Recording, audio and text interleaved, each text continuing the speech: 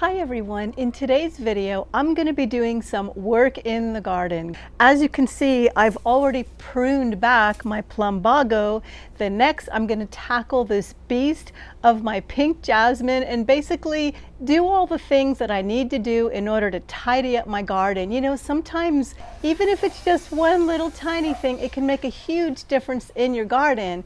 So I hope you watching me work will encourage you to maybe just get into the garden and do some work and tidying up in your garden too. It's time to get started.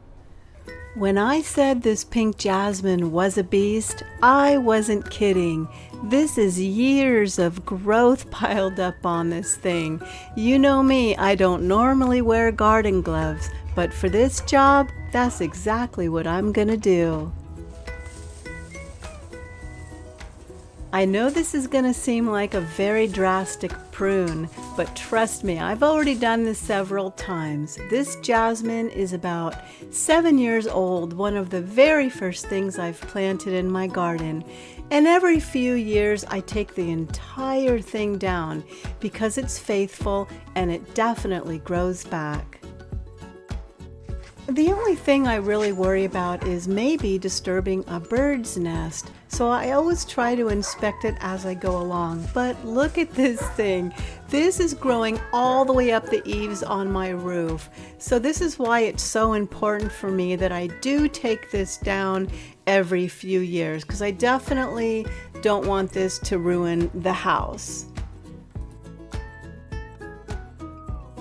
Oh my goodness, check this out. This literally looks like top ramen noodles. This is years worth of plant growth and drying and dying, and then new plant grows on top of it. But look at all these layers of dried plant material. I am so happy that I'm taking this down. And it will grow back in one season, so I'm not worried about it. But this really needs to come down. Unlike wisteria or bougainvillea, which has huge, sharp thorns, the pink jasmine, in my opinion, it's not invasive at all. While it does grow fast, it comes down very easily. And in my opinion, it's totally worth the amazing fragrance that the pink jasmine gives you every single year.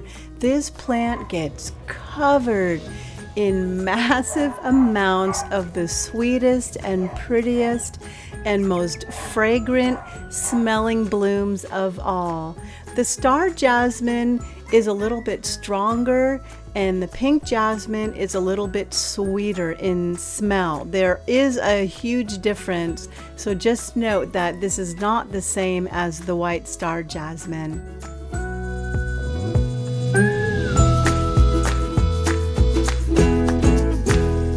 As you can see, I really cleaned up this area nicely, and in between filming this video, I even went to the big box store and got everything I need to finish this area. I decided to go with Vinca only because I know it does so well in my garden, and I want to keep this area kind of low maintenance. I really don't focus on it too much, so I'm thinking the Vinca will give it a nice pop of color, and then I'll put some nice thin tam bark like a mulch down just to keep it clean. So I want it to be simple, colorful, and successful, and the Vinca always performs well in my garden. So let me get it all in the ground because I'm getting tired.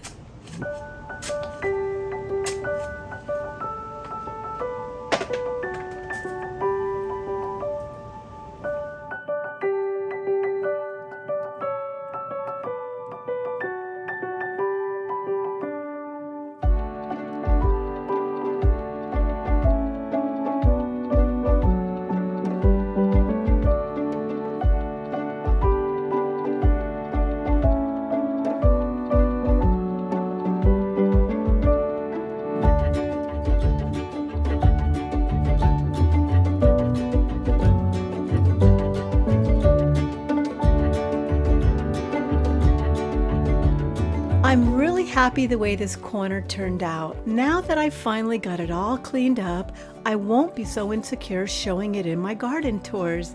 Now let's see what it looks like 3 weeks later. It's 113 degrees here in California and my Vincas are holding up nicely. And check it out, my plumbago. Look how quickly it bounced back.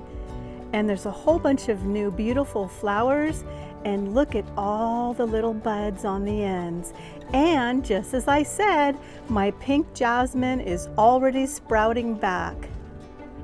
And I just love this little plant stand. I just moved this from another area in my garden and I actually made it.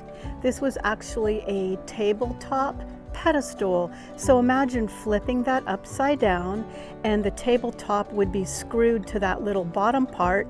And this part would normally be on the ground because flipping it upside down, does that make sense? And I just found some little decorative stones at a yard sale, glued them on, stuck some mortar in between, and voila. And behind that chair is a canna lily. I have no idea what color that's gonna be. And of course I am gonna spray paint this chair. I still haven't decided on a color.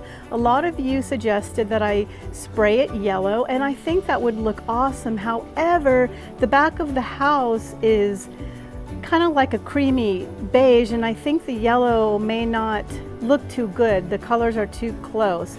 So another one of you suggested I paint it periwinkle, which is absolutely beautiful. So I'm still going to give this chair some thought. But I do appreciate all the suggestions. Your help is always so much fun and helpful. Thank you so much for watching my video. I hope you have a beautiful day in your garden too. Bye-bye.